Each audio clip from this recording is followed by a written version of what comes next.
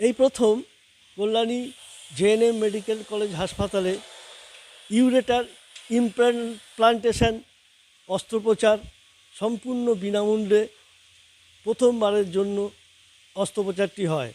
রোগিণী সুস্থ আছেন। পূর্ব বর্ধমানের শম্পা পাল তার সমস্যা নিয়ে ভর্তি হয়েছিলেন কল্যাণী মেডিকেল কলেজ জেএনএম হাসপাতালে।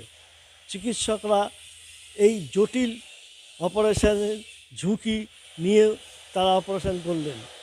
অত্যন্ত ব্যয়বহুল এই অপারেশন, কিন্তু একেবারে বিনামূল্যে সরকারি হাসপাতালে এই সুযোগ পেলেন রোগী।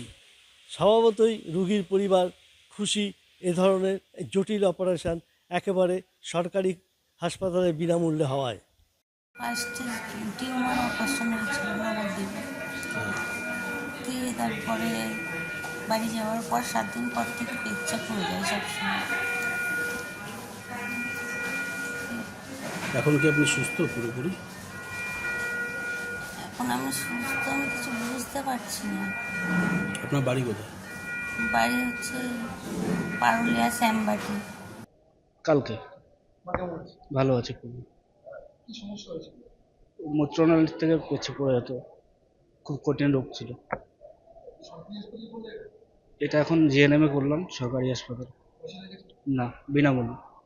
এটা হয়েছিল, রুগীর নাম শম্পা পাল, বছর 50 এক মহিলা।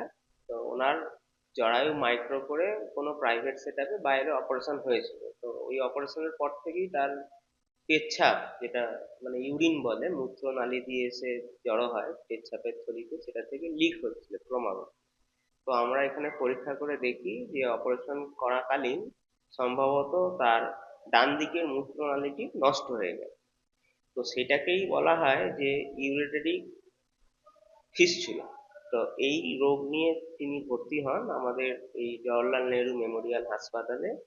তো এক্ষেত্রে অপারেশন বলতে একটাই উপায় থাকে, সেটা হচ্ছে মাইক্রো করে স্টেন্ট করা। সেটা অলরেডি তারা একটা বাইরে নার্সিংহোমে চেষ্টাও করেছে, সেটা ফেল করেছে, কারণ তার মূত্রনালী কিছুটা অংশ ছিল প্রক্সিমাল পার্ট যেটাকে বলা হয় কিডনির সাথে যেটা থাকে, কিন্তু যেটা ডিস্টাল পার্ট, যেটা পেচ্ছাপের থলিতে গিয়ে জড়ো হয় পেচ্ছাপ যার মাধ্যমে, সেটা পুরো নষ্ট হয়ে গেছে।